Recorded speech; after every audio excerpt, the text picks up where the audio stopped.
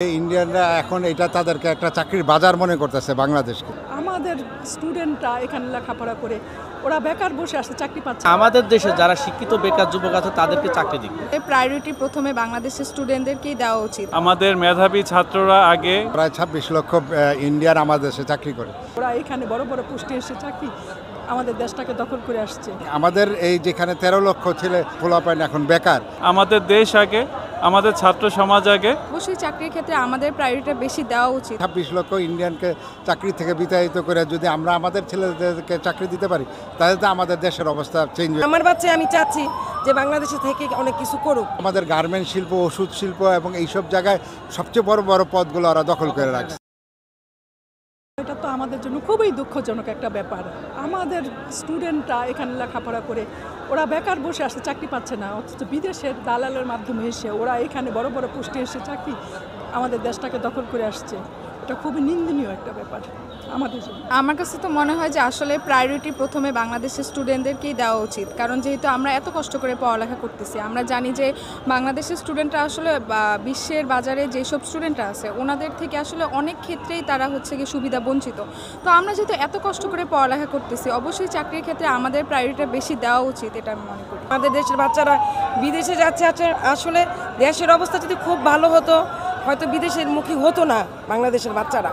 তো এখন অনেক অভিভাবকই দেখতেছে যে দেশের এমন অবস্থা, তো আলহামদুলিল্লাহ এখন দেশের অবস্থা মোটামুটি আমরা নির্ভর করতে পারি যে আমাদের বাচ্চারা দেশেই কিছু একটা করবে।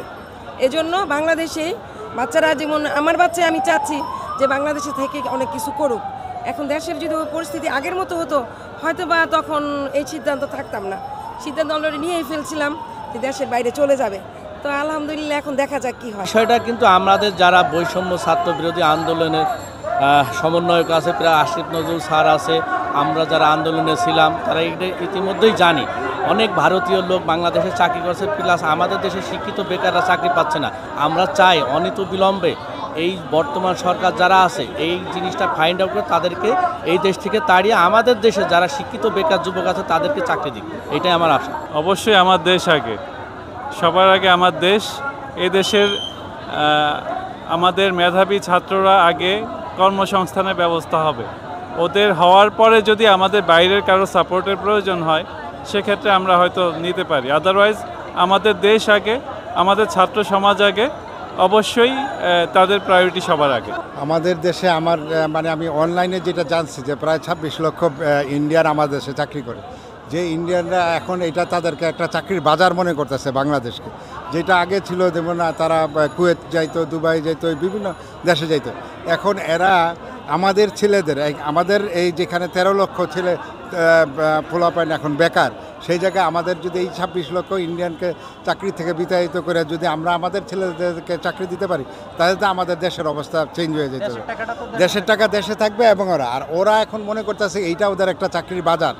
এইটা একটা বাজার। ওরা দুবাই গিয়ে কয় টাকা কামাইতো, ওরা তার চেয়ে বেশি টাকা এখানে কামাইতেছে এবং যখনই দরকার তারা বাস দিয়া, নাহলে দরকার হাইটা গেল দেশে ওরা যাইতে পারতেছে না। তো আমার যেই দেশে 26 লক্ষ শিক্ষিত ছেলে পেলে বেকার, সেই দেশে আমরা কেন এত বাইরের থেকে এদের কাইনা চাকরি দিয়েছে? এখন আল্লাহ দেশের অবস্থার ওরা ডলারের নেয়। এই বিশেষ করে আমাদের গার্মেন্ট শিল্প, ওষুধ শিল্প এবং এইসব জায়গায় সবচেয়ে বড় বড় পদগুলো ওরা দখল করে রাখছে। তো এইটা কেন আমাদের স্কিল, আমাদের ছেলে মেয়েকে আমরা স্কিল কেন করতে পারছি না? 2018 থেকে 2045 পর্যন্ত আমরা ডেমোক্রেটিক ডিভিডেন্ডের মধ্যে আসি। এই ডেমোক্রেটিক ডিভিডেন্ডে ব্যবহার করে আজকের দেশে অনেক বড় কিছু করে ফেলাইছে। জাপান অনেক উন্নত করে ফেলাইছে, অথচ আমরা আমাদের ডেমোক্রেটিক ডিভিডেন্ডের কাজে লাগাইতে পারছি না।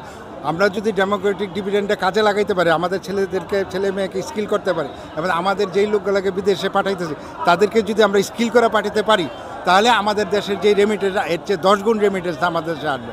আমাদের এখন নতুন সরকারের উচিত এই ব্যাপারে লক্ষ্য করা এবং এই ব্যাপারে উদ্যোগ নেওয়া যে আমরা আমাদের লোকদেরকে অবশ্যই স্কিল করে দেশের বাইরে পাঠাবো এবং আমাদের ছেলে মেয়েকে আমরা চাকরিতে দিব এবং আমাদের ছেলেমেয়েরা যেন হতাশায় না ভুগে। আর আমাদের যে শিক্ষা ব্যবস্থাটা তারা করছিল, এই শিক্ষা ব্যবস্থাতে তো আমাদের সমাজ ধ্বংস হয়ে যেত, আমাদের ছেলে মেয়ে ধ্বংস হয়ে যেত। যে জায়গায় 65 মার্কের জন্য 5.5 ঘন্টা ওই ছেলে মেয়ে ওইখানে 65 মার্কের লিখবে কি আর গল্প করবে কি আর করবে কি, পড়ালেখাটা একদমই ড্যামেজ হয়ে গেছিলো। তো আল্লাহর রহমত নতুন সরকার আইছে, নতুন সরকার এই পড়ালেখাটা যদি চেঞ্জ করতে পারে তাহলে আমাদের দেশের অবস্থা আরও চেঞ্জ হবে। আমি আমাদের এই ছাত্র সমাজ বৈষম্য বিরোধী ছাত্রদের যারা অংশগ্রহণ করছে এবং যারা মারা গেছে তাদের জন্য আমি দোয়া করি যেন আল্লাহ তাদেরকে জান্নাতবাসী করুক। আর বাকি যারা আছে ওরা এই যে আজকে এই দৃশ্য আমি এর আগেও দেখি না, 98 বন্যা দেখছি, 88 বন্যায় দেখছি, কিন্তু এই যে মানুষের এই স্বতঃস্ফূর্ততা এবং ছেলেমেয়েরা যেইভাবে যে ভলেন্টিয়ারে কাজ করতেছে, টাকা দিয়ে এই কাজ করা কখনো সম্ভব না। তো আমাদের এই যে ইউনিটি দেখে মনে হয় যে এর চেয়ে বড় বিপদ আসলো এই বাংলাদেশের মানুষ কখনো না খেয়ে মারা যাবে না।